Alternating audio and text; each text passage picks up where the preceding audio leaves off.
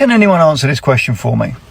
So, electricity, we're all very aware that we pay some of the highest prices anywhere in the world for our electricity. But explain this to me. Wholesale electricity prices, so that's the price on the market, the wholesale price, is pretty much today back to the level that it was in late 2018. It's very slightly higher, but literally almost exactly the same price. Yet the price cap, the electricity price cap for consumers is 66% higher than it was at that same period. So from October 2018 to March 2019, as I say, the wholesale price of electricity being paid is pretty much exactly the same price as it is now. Yet the price to consumers is 66% higher now. Can anyone explain that? What could the reason possibly be? Could it be anything to do with extra additional charges being levied by energy providers just simply because they can get away with it? Could it potentially be extra taxes and extra levies from the government to try and comply with net zero and to try and put in the infrastructure required and needed for net zero? Is it just pure out and out profiteering? If it's profiteering, why are the government not clamping down hard on the energy providers and stopping them from doing it? If it's not profiteering, then it must be taxes from the government. Either way, the people paying the price are you, me, the general public. So the price today on the open market is exactly the same as it was in 2018. The price in your bills every month or every quarter, depending how you pay, is 66% higher than it was at the same time. That's a 66% markup for someone. Where is that money going? Is it going into government coffers and government subsidies for net zero? Or is it going into the pockets of the energy companies? And either way, why is nothing being done about it? So yes, the price cap has come down by a measly 7% for the next period, but that doesn't go even vaguely close to addressing the discrepancy. So who's making the money? Where is the money going? And why are we paying for it? And will we continue to pay for it while we make the drive for net zero and the push towards making everything renewable and renewable electricity, renewable energy? One way or another, we are losing out. We are paying the costs. It ain't the energy companies that are losing out, and it sure as hell ain't the government, and it sure as hell is not the companies, the green companies, that the government are giving huge subsidies to. It's a scam, people. The whole thing is a total scam. I'm being so for real when I say this, but the energy prices in the UK are honestly a joke. I've shared this before online, but I grew up in a council house with my 5 siblings, always noisy, always chaotic. I have so many memories of being sent to the corner shop with a £5 or £10 note, topping it up with the electricity and it lasting a long time. Where I live now, we have a meter, so it just keeps going. Like, you never really run out. You just have to pay the price at the end. But growing up, so distinctly, I remember that whole experience of like understanding how much £5 or £10 would last. So often we would go into like the emergency £5 credit, but that would still last you a minute. It would still last a couple of days, I feel like. Bearing in mind, there was like 7, 8 people in the house. I had brothers who would always have people over. We weren't being careless. We would literally get in trouble if we left the lights on in the room. But I'm just saying that was a lot of people and a lot of energy. And the money would stretch like it would be okay. It is not even 11 o'clock in the morning when I'm filming this. All I've done today is watch TikTok in bed, shower, and make a coffee. How is our meter already reading £2? It's not even 11 o'clock. I'm literally just about to leave the house because I'm like, being here is just costing me money. It is so wild. And like I said, I'm saying this so seriously. I don't have any answers. I'm not well versed in this sort of stuff. I do know that seeing other people talk about this stuff makes me feel less alone, because sometimes I'm like, is anyone else realizing what's going on? It is wild out here. It is so scary. And I genuinely feel like more and more, like every single day, I really want to move country. I've been saying this. I really want to move. It's not, you feel like you work so hard and then you can't even enjoy the money that you earn because it all goes on this. It's so scary and it makes me so angry and it makes me so sad. And yeah, reflecting, I don't know, like if we were growing up now in that household, I don't know how my mum would be able to manage. It was hard enough back then. Now, nah, It's mad. So we've got a massive problem in the UK. And if we don't change something, in the next 10 years, our water will no longer be drinkable. And how can that be? Well, it's certainly not down to operating margin, which for the industry is on average 38% when income is taken into account. But many water companies have debt, and that is easily serviced by that profit. And if you take around 20% out, you're still left with significant operating profit. The water companies have made around 25 billion in the past few years. And the big issue, though, is that they pay dividends. So 15p in every pound of water revenue is paid to shareholders. That leaves nothing for reinvestment in the waterways. Now, the lack of investment is meaning that raw sewage is being illegally pumped into the rivers, the seas. And to keep our water drinkable for the next 10 years, the government is suggesting that the water companies need to invest around 2 billion per year. But they say they can only afford 1.4 billion per year. And even worse, an independent review commissioned by the House of Lords suggests that 2.6 billion is actually required to sort out the issue. So the solution to me is obvious. Take the water companies back into public ownership. The alternative, Thames Water says, we need 44% increase in our prices in order to meet the investment targets. That is outrageous, in my opinion. So those are the numbers. What do you think? I'd love to hear your comments. Thank you very much. When Thames Water has waterworks like this, they can disrupt the lives of tens of thousands of people. And yet this is the same water company, as many do, that wants to increase your bills. In fact, by 59% between 2025 and 2030. But this is also a company that has had spillages increase 40% in the last year alone. And this is causing effects for people. This is polluting water that people are drinking and using on a daily basis. People with children, with families, with elderly people to take care of. And despite all of that, Thames Water also paid out £7.2 billion in dividends to shareholders since it was privatised. At the same time, it's accrued over £16 billion in debt that is spread over various companies. And that's the debt that it wants to offset, ostensibly to invest in the water system. But whilst it had all that money to spend on dividends, it could have used that money surely to repair the same pipes from the Victorian era, but it didn't. It chose not to. And many people are angry about that. But what do you think? And if you'd like to learn more about the water crisis in the UK, then see the caption down below. So there's been an urgent warning to do not drink your tap water across UK regions after contamination fear. Nearly 200 postcodes are told to boil the water before drinking it from your taps after an above level of coliform bacteria is discovered. The average household in the UK pays £80 for water, but are now expected to boil their water before they can drink it. So the 200 postcodes affected use Yorkshire water. And this bacteria includes E. coli, which can be found in the digestive systems of humans and animals. This E. coli can give you stomach pains and diarrhea and other gastro diseases. They have said that this E. coli usually contaminates water after human or animal feces comes into contact with it. They are also urging to have at least 3 days water supply in your house, and you need 3 litres per adult. So if there's 2 adults in a household, that's 18 litres of water you should store somewhere in your house as an emergency. I understand we're told babies shouldn't drink bottled water, but this is disgusting. Like, we're paying for water that we can't drink. Just had my United Utilities water bill, and shock horror, it's going up from £735 to £934. That's a 28% increase from the 1st of April. This isn't an April Fool's joke. The people of this country are being taken for fools. All I know is Labour are the wrong government to put an end to this blatant profiteering.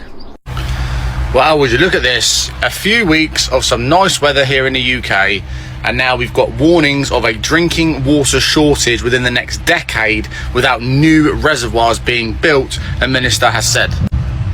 Now, the warning comes as the government announced it was speeding up the planning process for 2 new reservoir projects, but overriding local objections can be unpopular and the reservoirs could still be more than a decade away from opening. Household consumption of water may also need to fall to secure supplies amid rising temperatures and a growing population, scientists warn. You see that? Growing population at an exponential, unsustainable level. I don't mean to bring it into this video, but there is countless, time after time, more and more evidence that the rate in which our population is growing through mass immigration is not sustainable, and it is causing a strain on our basic services and supplies such as drinking water here in the UK. Now, yes, the government should have stepped in a long time ago when it comes to water companies charging ridiculous amounts of money, not reinvesting into infrastructure, not building new reservoirs, and not finding better ways to store water here in the UK. Bearing in mind, we live in a country that has natural rainfall 70% of the year, and yet for some reason every single time we get a small dry spell, a little bit of good weather, we get these warnings of drought, and now apparently we could run out of drinking water within the next decade if these new reservoir projects are not fast-tracked or progressed. Now, the announcement means that final decisions about the proposed Fens Reservoir in Cambridgeshire and the Lincolnshire Reservoir will be taken by Environment Secretary Steve Reed rather than at a local level, because obviously the local councils, I'm guessing, keep objectifying to these reservoirs being built, or perhaps the local people. But now the government has decided to step in and do something, because the simple thing is, here in the UK, we have a booming population, and not through childbirth, people, because the birth rate here in the UK is actually extremely low, much lower than we need for a healthy, sustainable society. So instead, the government are boosting our population by mass immigration, but at a level that is not sustainable. That is the pure facts of it. Like it or lump it, it is causing a strain on services, and unfortunately now, with years and years of water companies charging ridiculous amounts of money and not investing anything back into infrastructure or water storage, this is what we now have. Because of course, in a country where it rains 70% of the year, we're not entitled to enjoy a few weeks of sunshine in the summer. As always, peace and love from me. Don't forget to like, share and follow for more content. Hi English constituents, it's me, your local government. Just a quick update to say don't drink the water. You know, it might have a touch of cryptosporidium. Bottled water is fine. We'll charge you about £2.50 for it, but it should be fine. But yeah, don't drink the tap water. Or boil it first. Before you do anything, boil it. Like, don't even brush your teeth with it. If you do happen to contract cryptosporidium, it might take you out for a month, maybe 2, which could render you bedridden, but you know, keep paying your bills, you lowborn. Well, I think that's about it, actually. To the election in January. Thames Water just got hit with the biggest fine in UK water history, over £122 million for sewage failures and paying out dividends. It's the biggest ever penalty issued by water regulator Ofwat, and the first time Ofwat has issued a penalty for underserved dividends. The regulator said the fines followed its biggest and most complex investigation, and that the penalties would be paid by the company and its investors, not customers. Thames Water said in response that we take our responsibility towards the environment very seriously. Ofwat ordered Thames Water to pay £104.5 million in connection to breaches in its sewage operations. This is on top of an additional penalty of £18.2 million for breaches to shareholder payouts known as dividends. No further dividend payments can be paid out until approval from Ofwat. The company is already struggling with a £20 billion debt pile and received a £3 billion emergency payment to stop the company from collapsing. The supplier serves around a quarter of the UK's population, mainly in London and the South East, and employs 8,000 people. There's not much in the UK that'll kill you, but there's an awful lot that'll make you want to die. In the UK this April, water bills are going to increase on average by 26%. That is the largest single amount since water was first privatised in 1989. In fact, the average water bill today, after adjusting for inflation, is twice as high as it was 26 years ago. So why are they increasing water bills so much, and where has all that money gone? Simply put, these companies have got themselves in quite a lot of debt. Depending on where you live, up to 28% of your water bill in 2023 was immediately given to the lenders who'd given loans to these water companies. Loans which in many cases has been accrued, so these companies had a enough money to hand out the £53 billion of dividends over the last 2.5 decades. Beyond paying off those debts, a large portion of these water bill increases will be invested to fix leaky pipes and try to reduce the amount of raw sewage which these companies have been discharging into our waterways. But two companies, United Utilities and Pennon, have already announced plans to use these price increases to increase the dividends which they'll pay out. Living in the UK is a constant reminder that irony is alive and well. We have water in abundance. It rains non-stop. Our roads turn into rivers. We have potholes that have evolved into infinity pools for frogs. And yet, in April, your water bills are going to shoot up higher than a footballer's transfer fee. And don't tell me about operational costs for these privatized companies that get millions of pounds in bonuses, because their competence is evident in how much sewage is leaking into our rivers. My advice to you, flush the toilet with reckless abandon. Shower for as long as imaginable. Enjoy it while it lasts, because soon the only way to shower will be to jump into the Thames.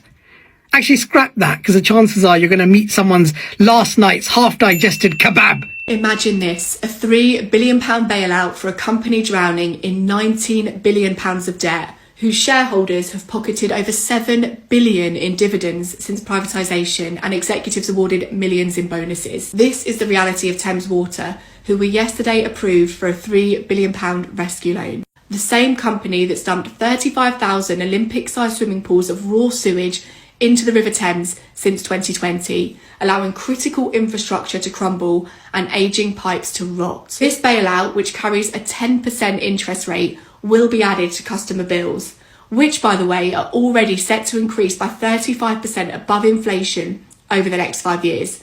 So customers will foot the bill for reckless debts, while shareholders are unscathed. So who are these shareholders? Who owns Thames Water? 32% is controlled by Canadian Pension Fund, 10% by a subsidiary of Abu Dhabi's Sovereign Wealth Fund, and there's additional stakes from China, Australia and others, meaning roughly 81% is owned by international investors. Globally, around 90% of water supply is publicly owned.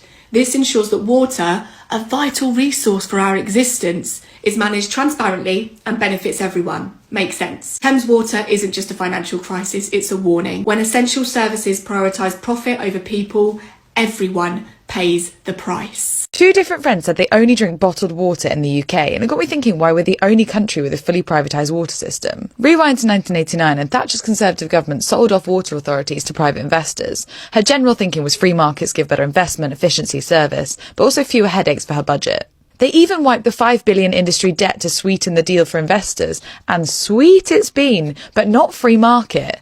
Unlike in the game Monopoly, utilities should not have been for sale. We've got regional monopolies now, so no customer choice. The results are in. Prices have risen 40% above inflation. I'm envying publicly owned Scottish Water, who are able to charge 20% less. £78 billion in shareholder dividends. Who needs repairs when a fifth of our water already leaks from the pipes? They also dump sewage 300,000 times in 2023, so that's every 2 minutes. Thames Water, the largest, is drowning in £14 billion of debt, despite some of the highest bills. Who was meant to police the shenanigans? Well, Ofwat, but after years with a few fines here and there and approving the bill rises, only now after public and media pressure are they waking up, blocking some of the bonuses and rejecting Thames Water's request to raise bills.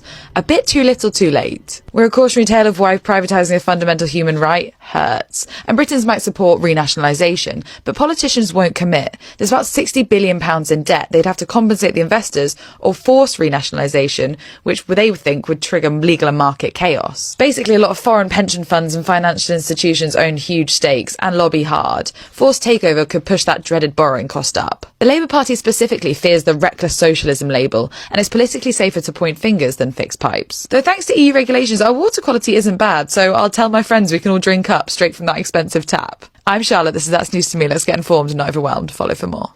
Do you know how angry the Thames Water thing makes me? The injustice. Not just because this whole thing has happened because of people lining their pockets, because of corporate greed, because of people paying dividends despite the fact that the company is not functioning, but also that this is about water. Water. Something that we all need literally every day to stay alive. Something that people shouldn't be able to make profit out of. in the first place. What makes this even more amazing is not only have they run the company into the ground, not only are they dumping sewage into our rivers and watery spaces at record rates, not only do they want to continue paying their shareholders and investors dividends and continue lining their pockets, but they also want us to foot the bill, want to up our bills to pay for all of this nonsense, or something that we literally need to survive. Are you what? That doesn't boil your piss. I do not know what will. For anybody that doesn't know the situation, Thames Water is a major water utility in the UK. They are in financial disaster. They've racked up debts of over £15 billion over the last few years, whilst also paying out massive dividends to their shareholders, obviously. Whilst also dumping loads of sewage into the Thames. There's been a 105% rise in sewage dumps. Some people are saying that it needs to be declared an environmental emergency. And it's amazing because Thames Water was responsible for the biggest increase in the number of those discharges, dumping on 16,990 occasions, 112% increase on 2022. I wouldn't be swimming in our rivers. Why should we expect the bare minimum from these companies? Why should we? All these people care about is money. I despair. And I'm not a politician, I don't know the answers. I'm just so sick of seeing stories like this in every sector in this country. And countries across the world. The rich getting richer, the poor getting poorer, and nothing functioning. Because all people care about is lining their own pockets. Okay, happy Easter everybody! I don't know if the water issue has broken me specifically because I live in the area of the UK with statistically the worst water quality, or the fact that there's just been so many shit sandwiches relentlessly coming at me from the government for the last 2 years. But nevertheless, this has broken me. The idea that the water companies have turned around to the British public and said, sorry about all the polluting, we're going to take more money off you so we can finally fix all of this crap that we haven't fixed, is absolutely obscene when you find out that 20% of everyone's water bill has pretty much gone to filling the pockets of millionaires. Who am I kidding? Probably billionaires now, right?